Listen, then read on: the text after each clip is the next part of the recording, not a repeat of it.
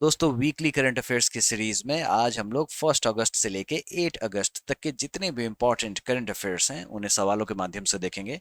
तो पहला सवाल है, by what percentage did the index of 8 core industries increase in June 2024 compare to June 2023। June जो 2023 की तुलना में जून 2024 में 8 कोर उद्योगों के सूचकांक में कितने प्रतिशत की वृद्धि दर्ज हुई। दोस्तों यहाँ पे 4% की वृद्धि हमें देखने को मिली है। इंपॉर्टेंट आपको समझना ये है, जो ये 8 कोर इंडस्ट्रीज होते क्या है। देखो दोस्तों, ऐसा है, जो ये टोटल जो इंडस्ट्रियल प्रोडक्शन जो होता है ना, उसमें से ये जो 8 कोर इंडस्ट्रीज हैं, ये इनको किसी भी इकोनॉमी का हेल्थ का इंडिकेटर कहा जाता है बेसिकली। क्यों? तो आप ये समझो, इसके बगैर कोई भी इंडस्ट्री चल नहीं सकती है। पहली बात तो ये प्राइमरी इंडस्ट्री होगी और इसी के साथ में सेकेंडरी इंडस्ट्री चलेगी। मेरा कहने का मतलब ये हुआ, जैसे मान लो इलेक्ट्रिसिटी है यहाँ पे, ठीक है, ये 8 कोर इंडस्ट्रीज का पार्ट है। अब इलेक्ट्रिसिटी होगी तभी तो बाकी के छोटे और मझौले उद्योग जो होते हैं वो चलेंगे, है ना। तो ये आपको पता होना चाहिए, पहली बात ये। और दूसरी चीज, ये जो टोटल 8 कोर इंडस्ट्रीज हैं, ये टोटल इंडस्ट्रियल प्रोडक्शन का मोर देन 40% कंट्रीब्यूट करती है। अब इसमें कौन कौन से आते हैं 8 कोर इंडस्ट्रीज में, क्योंकि कॉम्पिटेटिव एग्जाम्स में ऐसे सवाल आएंगे, तो which of the following is not the part of 8 core industries. तो 8 कोर इंडस्ट्रीज के पार्ट हैं refinery products, electricity, steel, coal, crude oil, natural gas, cement और फर्टिलाइजर्स। कभी कभी कॉम्पिटेटिव एग्जाम्स में वेटेज भी पूछ देते हैं।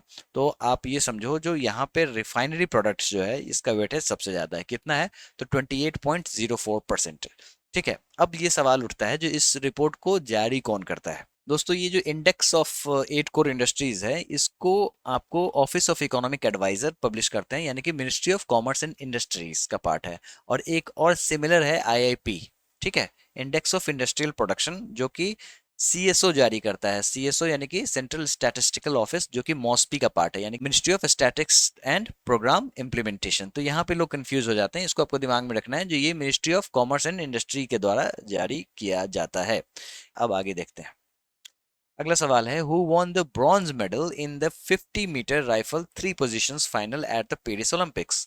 पेरिस ओलंपिक में 50 मीटर राइफल 3 पोजीशन फाइनल में कांस्य पदक किसने जीता। दोस्तों, यहाँ पे बात हो रही है स्वप्निल कुसाले जी की। स्वप्निल कुसाले जो हैं, ये ब्रॉन्ज मेडल जीतते हैं किसमें? तो कैटेगरी है 50 मीटर राइफल 3 पोजीशन इवेंट में। कहाँ पे? तो पेरिस ओलंपिक्स, इस बार की जो पेरिस ओलंपिक्स हो रही है वहां पे इन्होंने जीता है। और ये जीतने के बाद ये फर्स्ट इंडियन ऐसे हो जाते हैं जो कि 50 metre men's category, rifle category 3 positions category में इवेंट में ये पहले ऐसे इंडियन होते हैं जिनको ये खिताब मिलता है। इनका स्कोर है 451.4 इन द फाइनल। अगला सवाल है, Jhumur is a traditional dance performed in which state. यही सवाल इस बार आपको एसएससी में भी देखने को मिला था, शायद सीपीओ में या फिर सीएचएसएल में। ठीक है, आई एम नॉट श्योर, लेकिन झूमुर के ऊपर में सवाल आए हैं इस बार। और वैसे भी कॉम्पिटेटिव एग्जाम्स में बहुत बार झूमुर के ऊपर में सवाल आ चुके हैं। ठीक है, मैंने जब फोक डांस वाली वीडियो कराई है, उसमें मैंने इसको झारखंड में इंक्लूड करा है। झूमर की बात करें तो ये आपको वेस्ट बंगाल में भी देखने को मिल जाएगा, असम में भी देखने को मिल जाएगा, झारखंड में भी देखने को मिल जाएगा। ठीक है, अब जैसे असम में चाय बगान है, तो चाय बगान झूमर के नाम से वहां पे चलता है ना। तो झूमर किस राज्य में किया जाने वाला एक पारंपरिक नृत्य है? यहाँ पे ऑप्शंस के हिसाब से अगर आपको टिक लगाना है तो इसका सही उत्तर होगा आसाम। अब ये न्यूज में क्यों आ रहा है? न्यूज में इसलिए आ रहा है क्योंकि आसाम गवर्नमेंट ग्रैंड झूमर डांस परफॉर्मेंस ऑर्गेनाइज करने जा रही है विद 8,000 टी ट्राइब आर्टिस्ट। जैसा कि मैंने अभी चाय बगान झूमर की बात की है ना। कब किया जाता है? तो ये ऑटम में किया जाता है। कुछ और फोक डांस की बात करें जो कि आसाम के हैं, तो बिहू बड़ा ही इंपॉर्टेंट है। ये डांस भी है, फेस्टिवल भी है।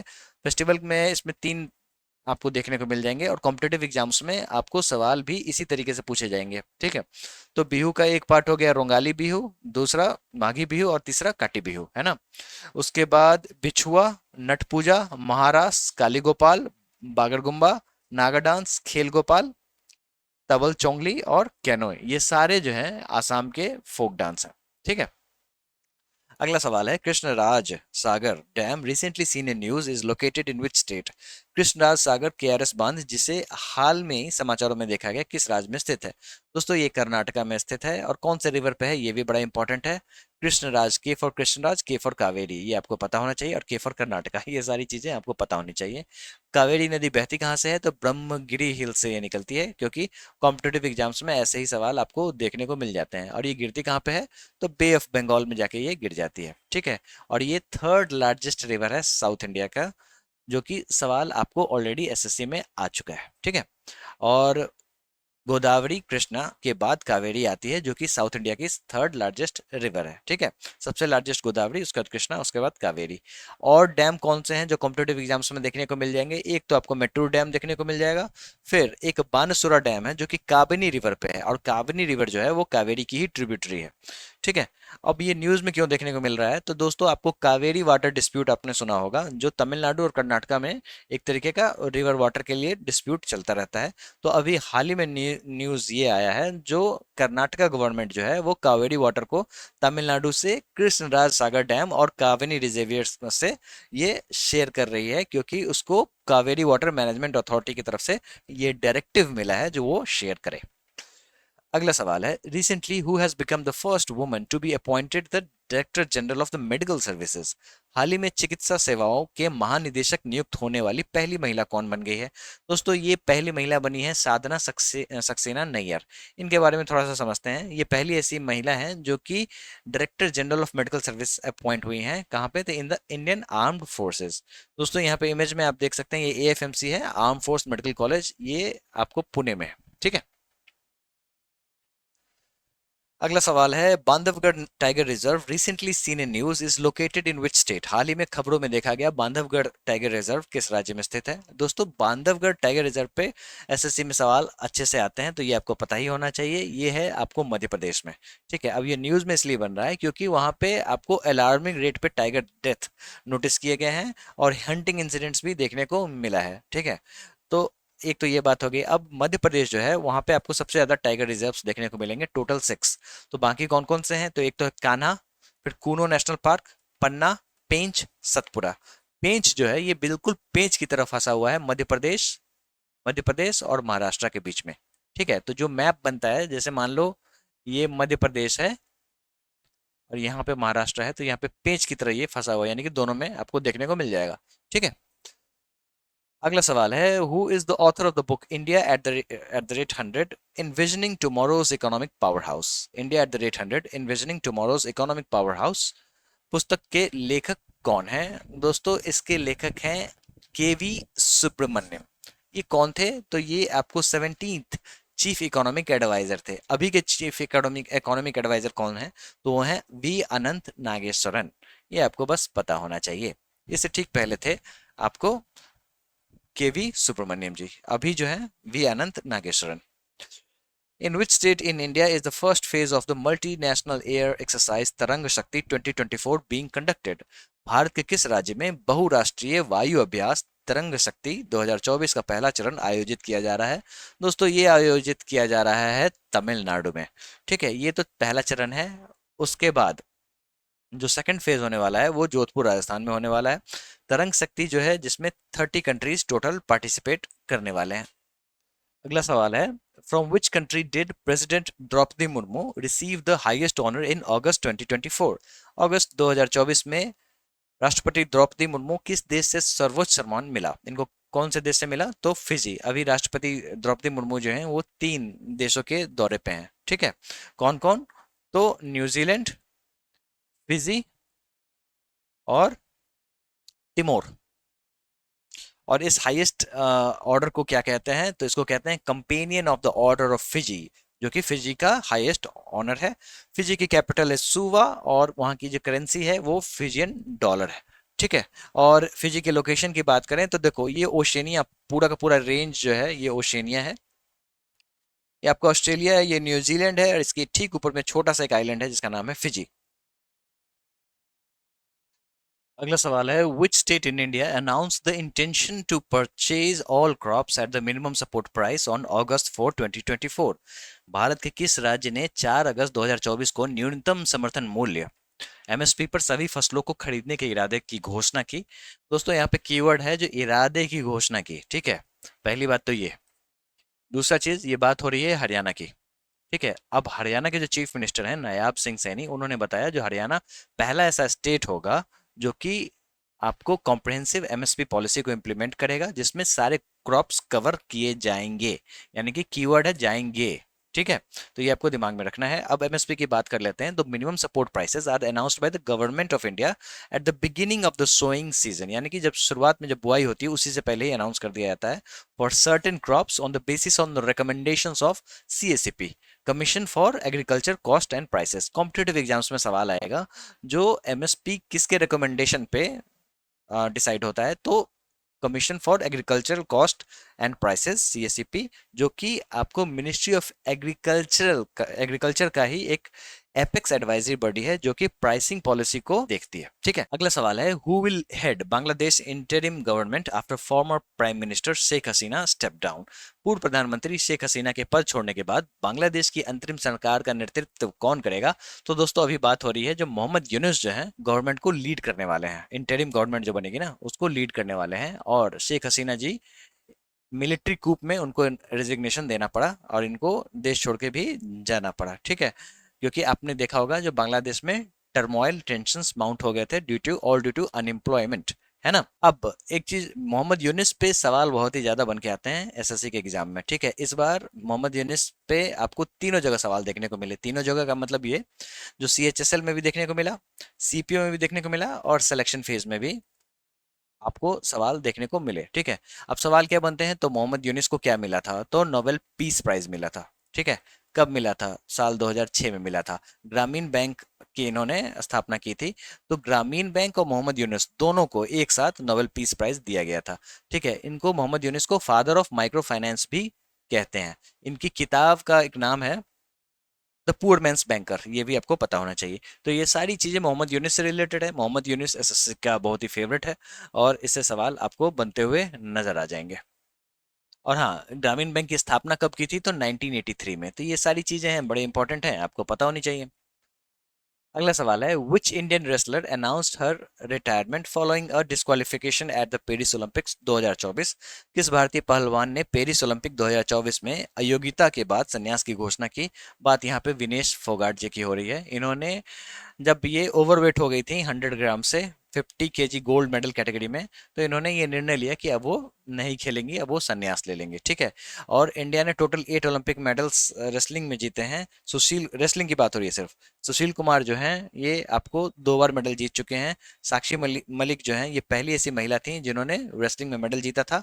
और केडी यादव जो थे ये फर्स्ट मेडल रेसलिंग में लाने वाले थे 1952 में। ठीक है, और इंडिपेंडेंस के बाद अगर पहला मेडल लाने वाले हुए तो वो केडी यादव हुए। ठीक है, तो ये सारी चीजें आपको पता होनी चाहिए क्योंकि कॉम्पिटेटिव एग्जाम्स में ऐसे ही तो सवाल बनते हैं।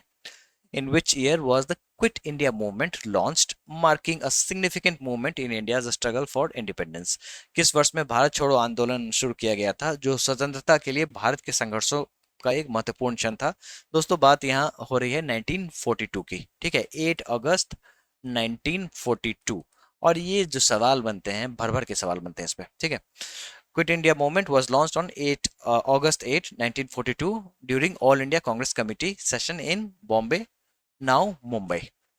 अगला सवाल है, What is the new upper limit set by the RBI for tax payments via UPI per transaction? UPI के माध्यम से प्रति लेन देन का भुगतान के लिए आरबीआई द्वारा निर्धारित नई ऊपरी सीमा क्या है। दोस्तों नई ऊपरी सीमा है 5 लाख। इसको आपको 1 लाख से बढ़ा के 5 लाख कर दिया गया है ताकि डिजिटल पेमेंट को बूस्ट किया जा सके। ठीक है, और कैश पे डिपेंडेंसी को कम किया जा सके। अगला सवाल है, which company has topped the Fortune Global 500 list globally and which Indian company has secured the highest rank? किस कंपनी ने विश्व स्तर पर फॉर्च्यून ग्लोबल 500 सूची में शीर्ष स्थान हासिल किया है और किस भारतीय कंपनी ने उच्चतम रैंक हासिल की है। बात यहाँ पे हो रही है वॉलमार्ट और रिलायंस इंडस्ट्रीज की। ठीक है, तो वॉलमार्ट ने टॉप किया है, अक्सर ये टॉप करता है। ठीक है, और रिलायंस इंडस्ट्रीज ने इसमें इस बार अपनी जगह बनाई है टॉप पे। ठीक है, कौन से पोजीशन पे, तो 86 पोजीशन। ठीक है, 2024 फॉर्च्यून ग्लोबल 500 लिस्ट में। और जैसा कि मैंने आपको बताया वॉलमार्ट हमेशा से टॉप करता है, यानी कि 11th कॉन्जिक्यूटिव ईयर्स में वॉलमार्ट टॉप करता हुआ नजर आ रहा है। और हमारे यहाँ फॉर्च्यून 500 कंपनीज में और भी इंडस्ट्रीज हैं जो कि शुमार हैं। एक है एलआईसी जो कि 95th रैंक पे है, SBI 178th, Tata Motors 271st, Amazon जो है ये सेकंड लिस्ट पे। ठीक है, तो बेसिकली कंपटीशन अमेजॉन और वॉलमार्ट के बीच में चलता है और 11 साल से वॉलमार्ट ही टॉप पे चल रहा है फॉर्च्यून ग्लोबल 500 कंपनीज की लिस्ट में। अगला सवाल है, in which country did president Droupadi Murmu lay a wreath at the Pukeahu national war memorial park?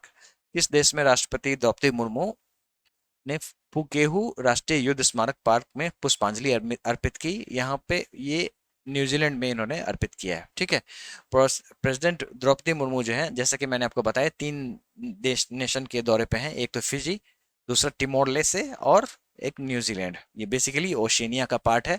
और न्यूजीलैंड की जो कैपिटल है वो है वेलिंगटन। वहाँ की जो करेंसी है वो NZD यानी कि न्यूजीलैंड डॉलर। अगला सवाल है, who won the Olympic gold medal in tennis eight the Paris 2024 Olympics?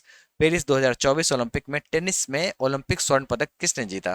दोस्तों यहाँ पे जीतने वाले हैं नोवाक जोकोविच। ठीक है, और नोवाक जोकोविक जो हैं, ये आपको इन्होंने कार्लोस अल्कराज को इन्होंने हराया है। और इस कंपटीशन के साथ जोकोविच जो हैं ये ओल्डेस्ट टेनिस प्लेयर बन गए हैं जिन्होंने ओलंपिक सिंगल्स गोल्ड मेडल जीता है एट द एज ऑफ 37। अगला सवाल है, द विज्ञान Yuva Shanti Swarup Bhatnagar award 2024 were given to scientist under the age of. Vigyan Yuva Shanti Swarup Bhatnagar पुरस्कार 2024 निम्नलिखित वर्ष से कम आयु के वैज्ञानिक को दिए गए। दोस्तों अंडर 45 कैटेगरी में ये मिलता है अवार्ड, युवा शांति स्वरूप भटनागर। तो आपके कॉम्पिटेटिव एग्जाम्स में सवाल ये आएंगे, जो शांति स्वरूप भटनागर जो है अवार्ड जो है ये आपको किस कैटेगरी में मिलता है? तो साइंस एंड टेक्नोलॉजी में मिलता है। शांति स्वरूप भटनागर कौन हुए? तो ये CSIR के चेयरमैन, पहले चेयरमैन हुआ करते थे। ठीक है, और UGC यानी कि यूनिवर्सिटी ग्रांट कमीशन के जो पहले चेयरमैन बने थे ये भी शांति स्वरूप भटनागर ही थे। तो ये सारी चीजें आपको पता होनी चाहिए क्योंकि कॉम्पिटेटिव एग्जाम्स में ऐसे सवाल बनते हैं।